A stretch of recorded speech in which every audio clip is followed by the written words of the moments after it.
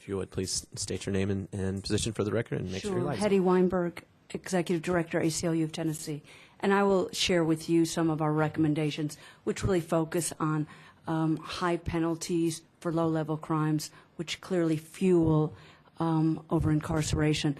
I want to take the opportunity to just give an example of a law that was passed last year, which I hope you will consider repealing, because it does affect incarceration in the state and does not do what I think the intent of the legislature was, and that deals with the pregnancy prosecution law, which was a law that I think some of the members on the committee, voted against, which was very important. It is a law that basically takes a new mother, a woman suffering, struggling with substance abuse, and threatens her with jail time if she is not able to access and chooses to access substance abuse treatment.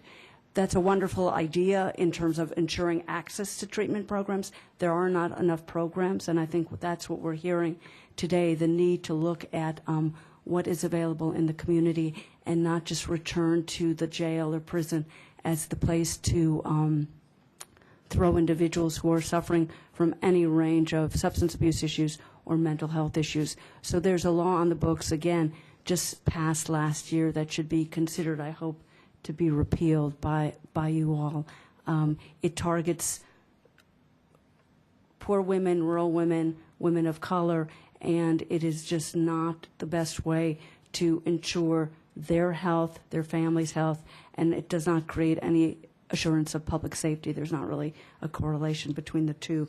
I also want to take the opportunity, Mr. Malcolm talked about collateral consequences, and the conversation was, when and why do people even commit crime? Much longer conversation.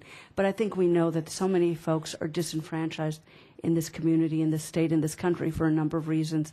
And part of becoming re-enfranchised has to do with opportunities that they have, hopefully upon reentry, if they have ended up in prisons. But one of the things we want to ensure is that people's voices are heard. So I hope the legislature here will consider the issue of voter restoration, re-enfranchising those individuals who have felony convictions, who have lost their chance, their opportunity, their right to vote. And while it might not seem exactly directly on point around issues of over-incarceration, the more we can reintegrate people into our communities when they leave prison, the less likely they will be to return to prison. And giving someone the right to vote and express their opinion is one very important way to reintegrate people. Thank you. Thank you. Ms. Weinberg, actually, I just happened to be reading last night after our hearings a report from the Tennessee Commission on Children and Youth, and one of the suggestions that was made in that report was for voluntary long-term sterilization. Now, I know I'm pulling out a brand new topic on you that you and I have not discussed, but I'm just curious, did you have any thoughts off the top of your head on that particular recommendation from the Tennessee Commission on Children and Youth? Sterilization of youth? And well, this would be for, I should be more specific. It was for mothers with repeat drug crimes, and it would be voluntary, long-term, reversible sterilization. Any thoughts on that topic?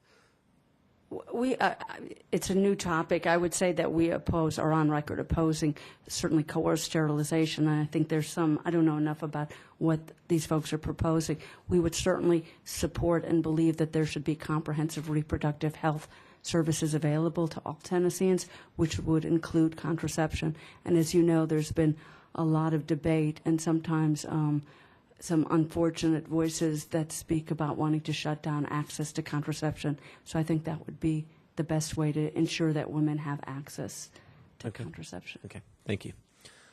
Any other questions? Yes, Senator Green. I just wanted to make a point. The goal of that legislation last year was to decrease fetal abstinence syndrome in the little children who suffer the horrific medical condition of fetal abstinence syndrome.